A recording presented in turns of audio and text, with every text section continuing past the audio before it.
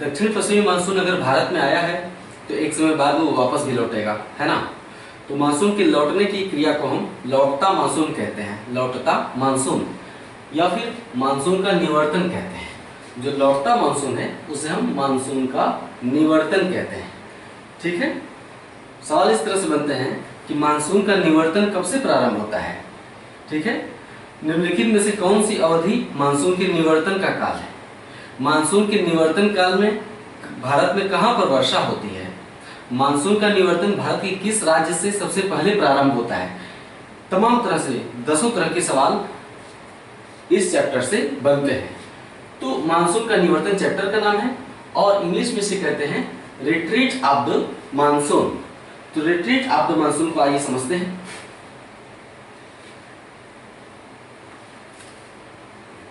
तो हमने इससे पहले बताया कि मानसून के लौटने की क्रिया को हम मानसून का निवर्तन कहते हैं। 21 जून को सूर्य कर्क रेखा पर चमकता है ना। 21 जून को सूर्य कर्क रेखा पर लंबवत चमकता है। 21 जून के बाद अर्थात 22 जून से सूर्य कर्क रेखा से विषुवत रेखा की तरफ लौटने लगता है। कब से? 22 जून से विषुवत रेखा पर लौटने लगता है। 23 सितंबर को सूर्य की लंबवत किरणें 23 सितंबर को सूर्य की लंबवत किरणें विषुवत रेखा पर पड़ने लगती हैं।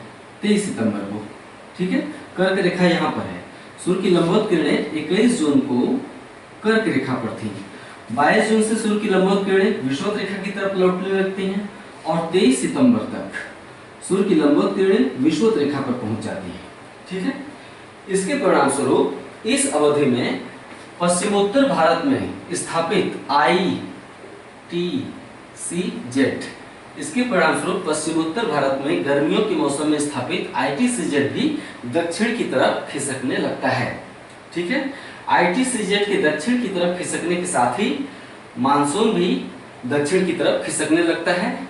ठीक है, मानसून का निवर्तन भारत में 1 सितंबर के पहले सप्ताह से अर्थात 1 सितंबर से प्रारंभ होता है। मानसून का निवर्तन भारत में 1 सितंबर से, हम जो भी बोल रहे हैं उसे आप लिखते जाइए, सब कुछ फैक्ट है। मानसून का निवर्तन भारत में 1 सितंबर से प्रारंभ होता है या सितंबर के पहले सप्ताह से प्रारंभ होता है और 15 अक्टूबर तक आते मानसून समस्त भारतीय उपमहाद्वीप से वापस लौट चुका होता है। ठीक है, ये है मानसून के निवर्तन की अवधि। कब से है? 1 सितंबर से 15 अक्टूबर तक मानसून के निवर्तन की अवधि अर्थात मानसून के लौटने की अवधि। नेक्स्ट पॉइंट, मानसून का निवर्तन 1 सितंबर को सबसे पहले राजस्थान से प्रारंभ होता है। मानसून का निवर्तन सबसे पहले 1 सितंबर को राजस्थान से प्रारंभ होता है अर्थात मानसून सबसे देर से राजस्थान में पहुंचता है। मानसून की अरब सागर शाखा तो राजस्थान में पहुंचती नहीं है, यानी उससे वर्षा नहीं होती है। जो बंगाल खाड़ी की शाखा है वो दिल्ली को पार करके राजस्थान में थोड़ी बहुत वर्षा करती है। तो वही हम बता रहे हैं कि मानसून सबसे देर से राजस्थान में पहुंचता है और सितंबर के पहले सप्ताह में मानसून सबसे पहले राजस्थान से ही वापस लौटने की क्रिया आरंभ करता है। इसका मतलब है कि राजस्थान में वर्षा की अवधि बहुत ही छोटी होती है, यानी देर से पहुंचता है और सबसे पहले 1 सितंबर से लौटने लगता है। यही कारण है कि मानसून की अवधि राजस्थान में सबसे छोटी होती है और राजस्थान एक सूखाग्रस्त राज्य है। ठीक है, नेक्स्ट पॉइंट,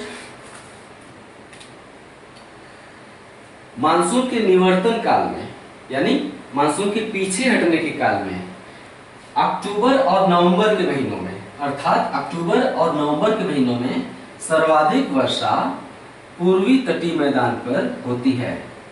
मानसून के निवर्तन काल में अर्थात अक्टूबर और नवंबर के महीनों में सर्वाधिक वर्षा पूर्वी तटीय मैदान पर होती है। मानसून के निवर्तन काल में, नेक्स्ट पॉइंट, मानसून के निवर्तन काल में पूर्वी तटीय मैदान पर होने वाली वर्षा 2 कारणों से होती है। लिखेंगे सब कुछ। मानसून के निवर्तन काल में पूर्वी तटीय मैदान पर होने वाली वर्षा 2 कारणों से होती है। पहला, अक्टूबर तक आते आते मानसून बंगाल की खाड़ी से अत्यधिक नमी प्राप्त कर लेता है। हमने इसके पहले वाले वीडियो में बताया था कि स्थल खंड जल्दी गर्म होते हैं और जल्दी ठंडे होते हैं, जबकि सागर देर से गर्म होता है और देर से ठंडा होता है। तो पश्चिमोत्तर भारत बहुत जल्दी गर्म हो जाता है, यही कारण है कि वहाँ ITCZ स्थापित हो जाता है। कब? मई या जून के महीनों में ITCZ यहाँ पे अपने आप को स्थापित कर लेता है, जबकि समुद्र देर से गर्म होता है। यही कारण है कि अक्टूबर के महीने तक आते आते बंगाल की खाड़ी अत्यधिक गर्म हो जाती है और लौटता मानसून बंगाल की खाड़ी से अक्टूबर के महीने में अत्यधिक नमी प्राप्त कर लेता है। दूसरी तरफ दक्षिणी पश्चिमी मानसून की कमजोर होने के साथ ही उत्तर पूर्वी मानसून प्रवाहित होने लगता है। दक्षिणी पश्चिमी मानसून के कमजोर होने के साथ ही उत्तर पूर्वी मानसून प्रवाहित होने लगता है। परिणामस्वरूप लौटता मानसून एक तरफ बंगाल की खाड़ी से आर्द्रता या नमी ग्रहण करता है और दूसरी तरफ उत्तर पूर्वी मानसून के साथ मिलकर यह उत्तर पूर्व से दक्षिण पश्चिम की तरफ बहने लगता है। लौटता मानसून बंगाल की खाड़ी से नमी ग्रहण करता है और उत्तर पूर्वी मानसून के साथ मिलकर दक्षिण पश्चिम की तरफ बहने लगता है। यही कारण है कि मानसून के निवर्तन काल में अक्टूबर और नवंबर के महीनों में पूर्वी तटीय मैदान पर वर्षा प्राप्त होती है। अक्टूबर के महीने में आंध्र प्रदेश के रायलसीमा तट पर वर्षा होती है और नवंबर के महीने में तमिलनाडु के कोरोमंडल तट पर वर्षा होती है। अक्टूबर के महीने में रायलसीमा तट पर और नवंबर के महीने में तमिलनाडु के कोरोमंडल तट पर। यानी मानसून जो लौट रहा है अक्टूबर में रायलसीमा तट पर वर्षा करता है और नवंबर में कोरोमंडल तट पर वर्षा करता है। इतना समझ में आया? ठीक है।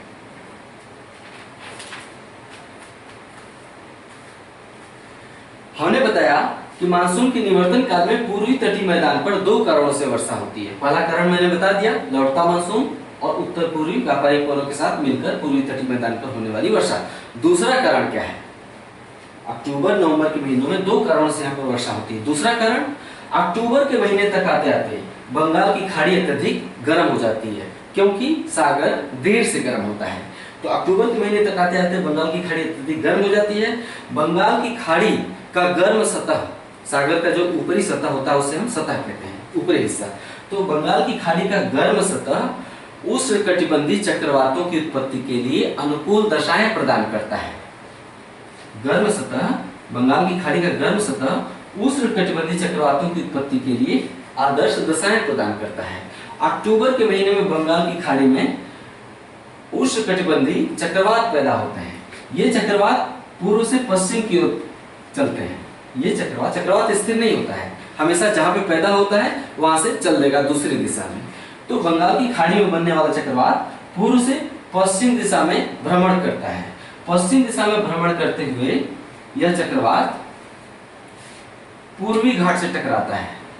पश्चिमी दिशा में भ्रमण करते हुए चक्रवात पूर्वी घाट पर्वत से टकराता है। ठीक है, पूर्वी घाट से टकराकर बंगाल की खाड़ी में बनने वाला उष्णकटिबंधीय चक्रवात पूर्वी तटीय मैदान पर वर्षा करता है।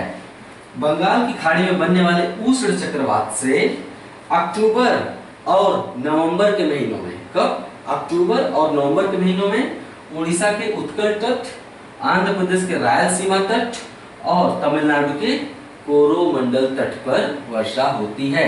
रिपीट कर रहा हूं,